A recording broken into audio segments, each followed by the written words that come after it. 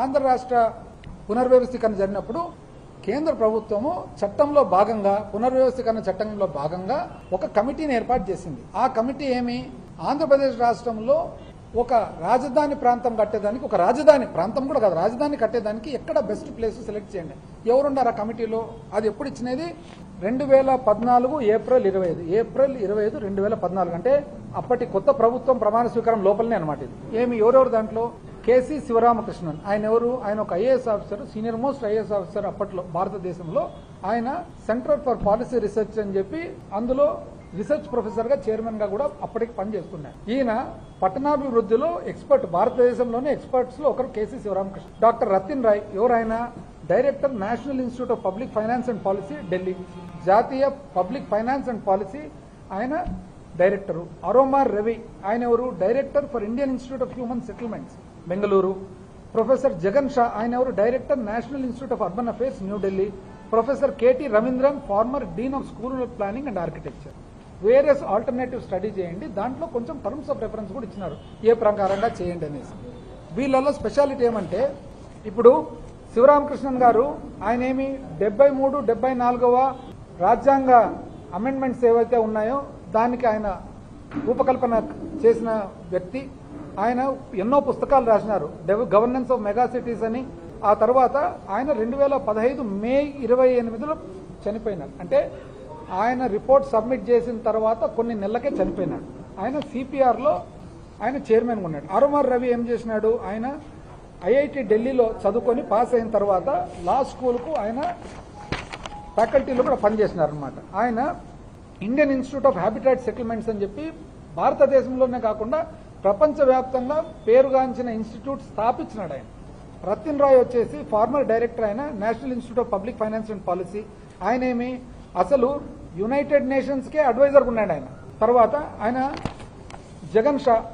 జగన్ షా వచ్చేసి ఆయన యునైటెడ్ కింగ్డమ్కు, ఇంగ్లాండ్కు ఆయన ఇన్ఫ్రాస్ట్రక్చర్ అడ్వైజర్గా కూడా పనిచేసినాడు అనమాట. ఆయన స్మార్ట్ సిటీస్ మిషన్, ఇప్పుడు మనం స్మార్ట్ సిటీస్ అని చూస్తున్నాం అండి, జాతీయ పాలసీ.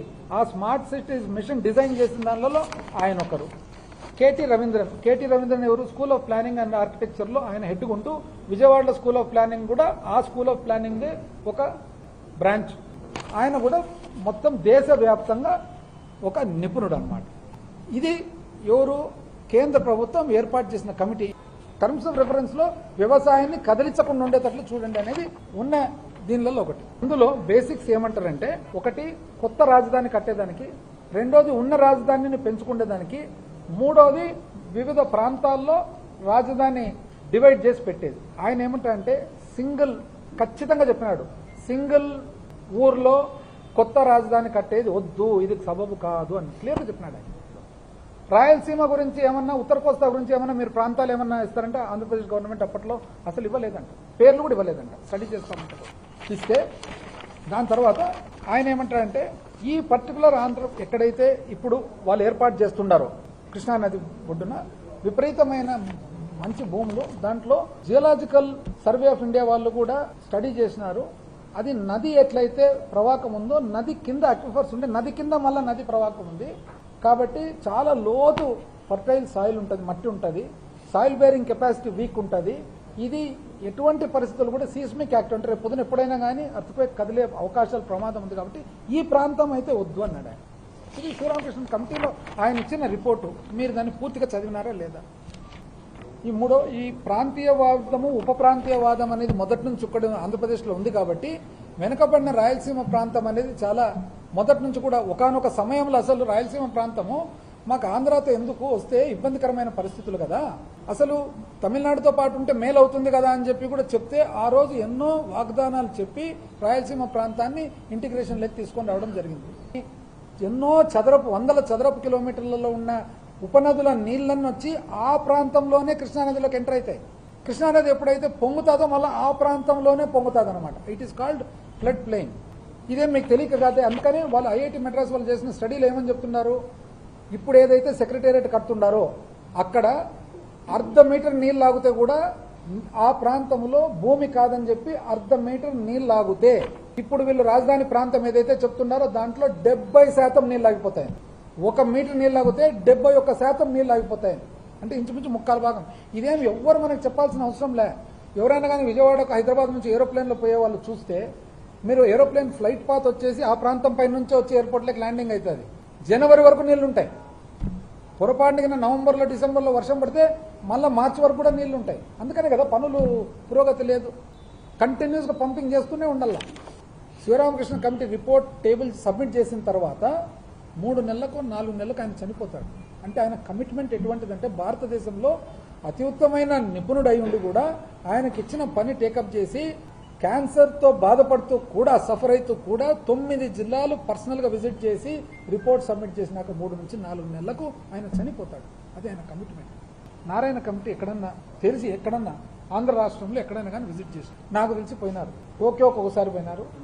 వాస్తవం ఉండేది. టోక్యోకి ఒకసారి పోయినారు. మలేషియాకి ఒకసారి పోయినారు. సింగపూర్. నాకు తెలియక అడుగుతా, నారాయణ కమిటీ గారు అంతా వ్యాపారవేత్తలు, ఒకరు ఇత్తనాలు, ఒకరు చేపల మేత, ఒకరు రియల్ ఎస్టేట్, ఒకరు కంప్యూటర్లు. సరే, దాంట్లో తప్పేం లేదు.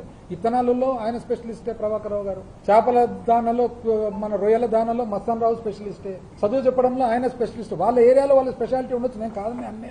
కానీ నగరం కట్టే దాంట్లో మీకేమైనా ఐడియా ఉంది? ఒక్క చోట కూడా రాజధానికి సంబంధించిన సెక్రటేరియట్ గురించి కానీ, రాజధానికి సంబంధించిన గవర్నమెంట్ కాంప్లెక్స్ గురించి కానీ, రాజధానికి సంబంధించిన బిల్డింగ్ల గురించి ఒక్క చోట కూడా ఈ 4 మీటింగ్లో ప్రస్తావన కూడా లేదు. ఇది కాకుండా ఏమైనా రిపోర్ట్ సబ్మిట్ చేసినారా? మీరు చెప్పండి ఎక్కడుందో. అంటే ఏం విధమైన పరిపాలన చేస్తున్నారు అనేది మాకైతే అర్థమే కాలే. ఫారిన్ కంట్రీస్ ఎందుకంటే మీకు టోక్యో గీక్యో మనం కడుతుండేది ఇక్కడ కదా, మీరు కడుతుండేది అమరావతిలో కదా. అమరావతిలో కడేటప్పుడు ఏం చూడాలా? కృష్ణా నది ఎంత పొంగుతుంది, వంక ఏడు నుంచి వస్తుంది, భూమి ఎంత ఉంది, పిల్లర్ వేయాలంటే ఎంత లోతుకు పోవాలా, రోడ్ ఎక్కడుంది, రైలు ఎక్కడుంది అని చూడాలా. కానీ ఈ పరిస్థితిలో జగన్మోహన్ రెడ్డి గారు ఏం చేసినారంటే ఆయన ఇది అధ్యయనం చేయండి, అధ్యయనం చేసి అసలు కరెక్ట్ వే ఫార్వర్డ్ చూడండి అని కేటీ రవీంద్రన్ కమిటీ అనేది జగన్మోహన్ రెడ్డి గారు వేసినారు. ఎప్పుడు వేసినారు? 2019లో అధికారం వచ్చిన తర్వాత. బాస్టన్ కన్సల్టింగ్ గ్రూప్ అని, బీసీజీ గ్రూప్ అని ప్రపంచంలో 4 గొప్ప కన్సల్టింగ్ గ్రూప్స్ ఉండే. బాస్టన్ కన్సల్టింగ్ గ్రూప్ ఒకటి, ఎర్న్స్ట్ అండ్ యంగ్ ఒకటి, ప్రైస్ వాటర్ హౌస్ కూపర్స్ ఒకటి, మెకెన్జీ ఒకటి. దాంట్లో ఒకటి వాళ్ళు ఏమన్నారు? వాళ్ళు ఒక నివేదిక ఇచ్చినారు. ఆ నివేదికలో భాగంగా ఇప్పుడుండే ఆర్థిక పరిస్థితుల్లో ఒకటే చోట అన్ని పెట్టడం కరెక్ట్ కాదు, సబబు కాదు, రాష్ట్రంలో చాలా ఇబ్బంది పడుతుంది అని నివేదిక, ఫుల్ ఫ్లెడ్జ్ నివేదిక ఉంది. ఆ తర్వాత ఆయన ఏం చేసినారు? ఎక్స్పర్ట్ కమిటీ వేసినారు. క్యాబినెట్లో సగం మందిని పెట్టి ఎక్స్పర్ట్ కమిటీ పెట్టి మీరు రవీంద్రన్ కమిటీని, శివరామకృష్ణ కమిటీని, శ్రీకృష్ణ కమిటీని ఇవన్నీ స్టడీ చేసిన తర్వాత నాకు ఒక ప్రపోజల్ ఇవ్వండి అని చెప్పి జగన్మోహన్ రెడ్డి. ఇప్పుడు పోలిక చూడండి. వికేంద్రీకరణ అంటే ఇంత నవ్వుతున్నారే, ఆయనేం ఊరిక చెప్పలే జగన్మోహన్ రెడ్డి. ఈ అధ్యయనం అంతా చేసిన తర్వాత ఆయన ఒక నిర్ణయానికి వచ్చినాడు. ఆ రోజు చెప్పినాడు అక్కడ వైజాగ్, ఇక్కడ కర్నూలు, అక్కడ గుంటూరు అని చెప్పి. శ్రీకృష్ణ కమిటీ రిపోర్ట్ అధ్యయనం చేసినాం. ఏమంటారు శ్రీకృష్ణ కమిటీ ఏమని చెప్పింది రిపోర్ట్లో? శ్రీకృష్ణ కమిటీ ఎప్పుడైతే తెలంగాణ వేర్పాటువాదం వచ్చిందో వాళ్ళు స్టడీ చేసిన తర్వాత ఏమన్నారు? వాళ్ళు ఆంధ్రప్రదేశ్ పైకి అత్యంత వెనుకబడిన ప్రాంతం ఈజ్ రాయలసీమ అన్నారు. ఆ తర్వాత నెక్స్ట్ వెనుకబడ ప్రాంతం నార్త్ కోస్టల్ అన్నారు. శ్రీకాకుళం, విజయనగరం విపరీతమైన ఎస్సీ ట్రైబల్ పాపులేషన్ ఉంది కాబట్టి ఇది వెనుకబడిన ప్రాంతం అని అన్నారనమాట. శివరామకృష్ణ కమిటీలో ఏం చెప్పినారు నేను మీకు ఇప్పుడే చెప్పిన. కేటీ రవీంద్రన్ కమిటీ ఏమన్నారు? జోన్స్ పెట్టండి, వివిధ జోన్స్ చేసి 4 జోన్స్ చేసి జోనల్ డెవలప్మెంట్ అయితే సమానంగా అభివృద్ధికి ఆ లోకల్ ప్రాంతానికి సంబంధించిన పరిపాలన జరిగేదానికి అవకాశం ఉంది. బీసీజీ ఏమన్నారంటే ఇప్పటి వరకు ఈ అమరావతి మాదిరి ప్లాన్ చేసిన 30 ప్రపంచవ్యాప్తంగా 32 నగరాలు కట్టేదానికి ప్రయత్నం చేస్తే 2 మాత్రమే సక్సెస్ అయినాయి, 30 ఫెయిల్ అయినాయి. కాబట్టి ఇటువంటి ఆలోచన ఇప్పుడుండే పరిస్థితుల్లో, ఆర్థిక పరిస్థితుల్లో సబబు కాదని చెప్పి వివిధ డీటెయిల్స్ ఇచ్చినారు బీసీజీ వాళ్ళు. కదా, వీఆర్ నాట్ అగైన్స్ట్ అమరావతి ఒక ప్రాంత పరంగా, మీ కాన్సెప్ట్ పరంగా క్లియర్ చెప్పినా కదా. మేము ప్రాంత పరంగా ఎప్పుడు అగైన్స్ట్ కాదు. మీ కాన్సెప్ట్ 1,00,000 ఎకరాలేంది, 2 లక్షల కోట్లేంది, ఏంది అసలు? ప్రజలు మీకు ఫస్ట్ ఫండమెంటల్ క్వశ్చన్, ప్రజలు మీకు ఒక రాజధాని బిల్డింగ్లు కట్టమన్నారా, ఒక నగరాన్ని కట్టమన్నారా?